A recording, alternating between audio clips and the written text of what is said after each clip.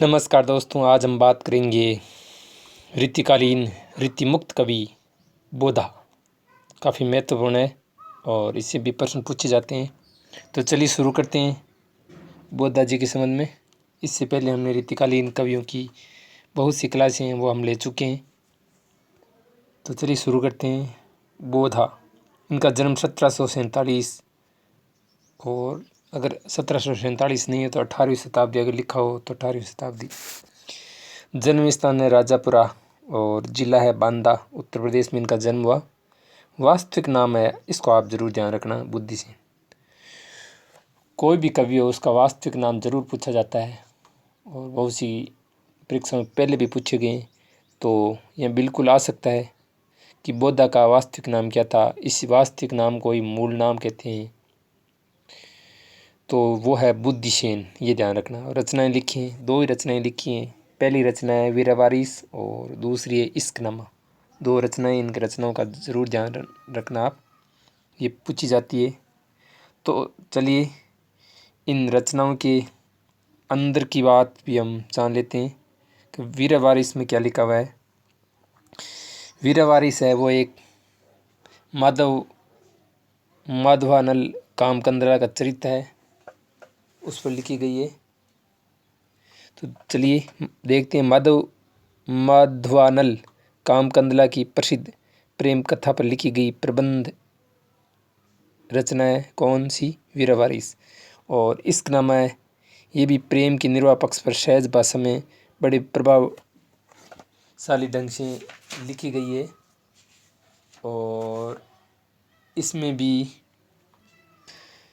सुजान और जो बोधा है उनकी प्रेम के संबंध में लिखा है। विशेष तथ्य देखो, ये इम्पोर्टेंट होते हैं ना, विशेष तथ्य से प्रश्न पूछे ही जाते हैं। विशेष तथ्य पहला, पन्ना नरेश खेत सिंह और या क्षेत्र सिंह लिखा मिल सकता आपको। प्रेम से इन्हें बोधा कहते थे। तो बोधा कौन कहते थे? खेत सिंह। पन्ना नरेश थे, वो प्रेम से इन्हें बोधा कहते थे। ये सुजान नामक नर्तकी से प्रेम करते थे, तो ये आपको ध्यान रखना है। गणानंद, बोधा और जो पिछली क्लास में आप पढ़ के आए हैं उसका भी ज़रूर ध्यान रखना उसका। और आलम की जो प्रेमिका है उसका, क्योंकि पूछ सकते हैं कि सुभान किस रीतिकालीन कवि से प्रेम करती थी या बोधा किससे प्रेम करते थे? सुभान। तो ये आप ध्यान रखना है। शेख रंगरेजन है वो आलम की प्रेमिका थी और गणानंद की सुजान। तो इनका बिल्कुल यहाँ प्रश्न बनने की संभावना रहती है। चलिए बोधा की चर्चित पंक्तियों की बात कर लेते हैं। और ये पंक्तियाँ इंपॉर्टेंट है, दो ही पंक्ति हैं।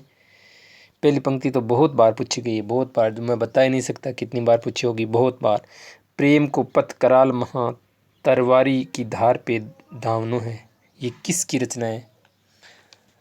ये आपको बहुत कंफ्यूज हो सकता है। वहाँ ठाकुर दे देंगे, घनानंद दे देंगे और बोधा तो है ही। तो बोधा की रचना है कि प्रेम को पथ कराल महा तलवारी की धार पे धावनो है, यानी प्रेम करना तलवार की धार पर चलने के समान।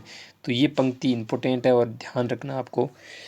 दूसरी देखो, पूछी गई ये पंक्ति, दाता कहाँ सूर कहाँ सुंदर सुजान कहाँ, आपको न कहें ताकि बाप को न चाहिए। तो ये पंक्ति पूछी गई है, फिर पूछी जा सकती है। तो आप इन दोनों पंक्तियों को ज़रूर ध्यान रखना, आप बहुत इम्पोर्टेंट है। आगे देखो, रामचंद्र शुक्ल जी ने कुछ कथन कहे हैं, इनको भी देख लेते हैं। शुक्ल जी इम्पोर्टेंट काफ़ी है, तो शुक्ल जी को ज़रूर लेना चाहिए। बोधा एक रसोन्मुक्त कवि थे, बिल्कुल इतनी भी पूछ सकते हैं किसने कहा है? रामचंद्र शुक्ल ने। कैसे थे? रसोन्मुक्त कवि थे। इसमें इन्होंने कोई रीति ग्रंथ न लिखकर अपनी मौज के अनुसार फुटकल पद्यों की रचना की है। किसमें? इन्होंने अपने साहित्य में। तो ये रामचंद्र शुक्ल ने कहा है। प्रेम पीर की व्यंजना भी इन्होंने बड़े मर्म स्पर्शी युक्ति से की है। बिल्कुल ये पूछा जा सकता है, कंफ्यूज हो सकता है किसकी पंक्ति है और किसके संबंध में है। बोधा के संबंध में रामचंद्र शुक्ल ने कहा है। तीसरा देखो, नेजे कटारी कुर्बान आदि बाजारू ढंग की रचना भी इन्होंने कहीं कहीं की है। जो कुछ हो, ये भावुक और रसज्ञ कवि थे, इसमें कोई संदेह नहीं है, बिल्कुल पूछा जा सकता है। शुक्ल जी को हल्के में मत लेना। अगर नेट स्तर की परीक्षा है तो वहाँ ये कथन पूछे जा सकते हैं। बाकी इनकी चर्चित पंक्तियाँ ये ज़रूर ध्यान रखना आप, इम्पोर्टेंट है। और ये प्रेम किससे करते थे ये ध्यान रखना है। और दोनों रचना का तो आपको पता होना ही चाहिए, और इनका वास्तविक नाम भी आपको पता होना चाहिए। तो प्यारे दोस्तों, अगर ये क्लास आपको अच्छी लगी है तो इस चैनल को आप सब्सक्राइब कर लीजिए ताकि आपको नोटिफिकेशन मिल जाए। और अगली क्लास का आप इंतज़ार करिए, मैं जल्दी लेकर आने वाला हूँ। और पहले की मेरी जितनी भी क्लासें हैं उनको ज़रूर देखिए, आपके लिए उपयोगी साबित होगी। और मेरी हर क्लास है वो प्रमाणिक बुकों से ही ली गई है, इसके तथ्य लिए गए, किसी तरह का आपको संदेह करने की ज़रूरत नहीं है। तो प्यारे दोस्तों, मैं इस क्लास को अभी यहीं विराम देता हूँ। धन्यवाद।